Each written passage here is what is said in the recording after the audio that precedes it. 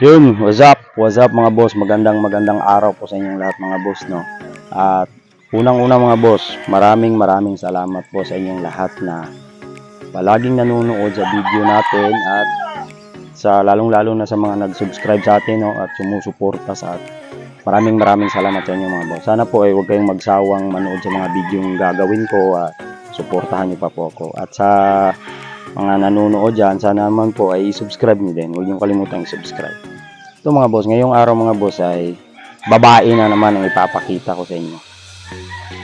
Papakita ko sa inyo ang isa sa mga babae ko. Pero hindi yung babae na literal na nasa isip nyo ha. Dahil sabungero tayo, hindi tayo babaero. Walang sabungero na babaero mga boss, di ba? Yun. So ito mga boss, papakita ko sa inyo yung isa sa mga ginamit ko. Ito yung yellow-legged hats namin na babae mga boss. Oh. Yan. Ito yung sinasabi ko sa inyo na yellow-legged hats namin na RBP, yung Randol Plaza. Ito, ligban intact pa yan. Oh. Yan. Ang dami akong pinalabas nito. Mula October born, December born, January, tsaka March born. Okay naman, maayos naman ng itlog. Ayun. Ito yung pinaris ko doon sa pinapakita ko na sweater. Yun. So, ito mga boss, oh. Yan yung mga boss. Ba, ang ganda mga boss. Ganda. Ayan. Talagang pinadami ko talaga. Oh.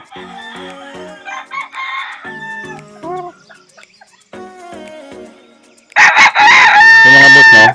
Actually, may anak na to dito sa early bird. Init lang, di natin mapuntahan. Tapos may mga anak din to doon. May anak din to na nandyan. Ito mga boss, oh. Meron tong anak dito, liga. Huwag nyo na lang pansinin yung area na sa paligid kasi medyo ano. Ito yung mga boss, oh. Ito anak niya to. Tapos ito din. Naka-reserve na to. May ano na to, may kaibigan tayo na gustong-gusto talagang kumuha nito.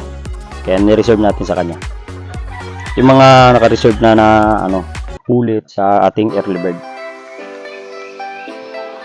Yun mga boss, at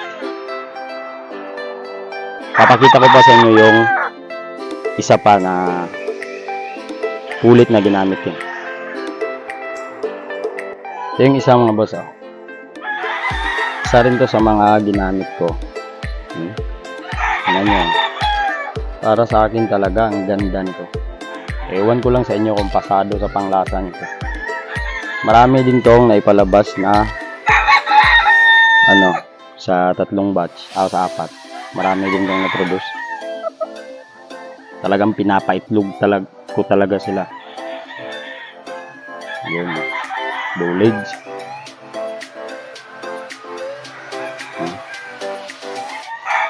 I-flex ko rin sa inyo yung ano, yung broodcock natin dito sa mga pop-eye natin. Yun yung mga pop-eye natin. I-flex ko rin sa inyo, kukunin ko.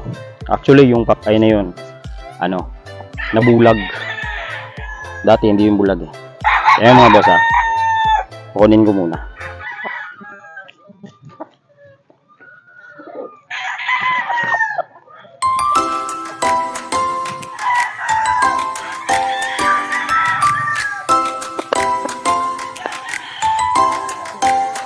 Ito mga bossing. Ito yung sinasabi ko sa inyo na broodcock ng aking mga gray. Ito. Actually mga bossing, hindi talaga to dati ano eh. Dito nabulag siya. Ito yung ano, panahon na yung bagyo ditong malakas. Ano bang bagyo yun? Ano ba yun? Udit. Oh yun, udit. Ano to, ang daming namatay sa amin ng mga manok nun eh. Mga 28 yata yun. Nagtumbahan yung mga tipi. Tapos ito, akala nga namin mamamatay na to eh. Medyo napilay na to. Kasi na ano din ng tipi, buti nga nabuhay pa. Ang haba talaga ng buhay nito. Buhay pa. Akala namin patay na eh. Kasi nadaganan to ng tipi yung bandang dito niya. Sa paa. Tapos nabulag. Tapos talagang ginamot namin. Yung sa ano, naka-recover. Yun, nagamit pa. Sayang din naman eh kasi para sa amin ang ganda at ang galing ng mga anak nito.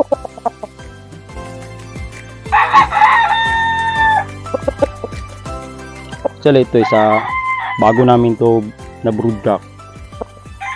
3 laban yung pinanalo muna nito. Isa doon yung huli sa derby. Kaya yun, ginawa na namin yung broodcock.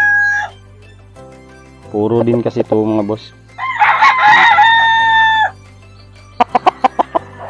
Saka yun lang muna ngayon sa ngayong araw mga boss. Sana po ay mag-enjoy kayo sa video na to at huwag niyong kalimutan i-subscribe din mga bossing. Maraming salamat sa inyong lahat mga bossing ha.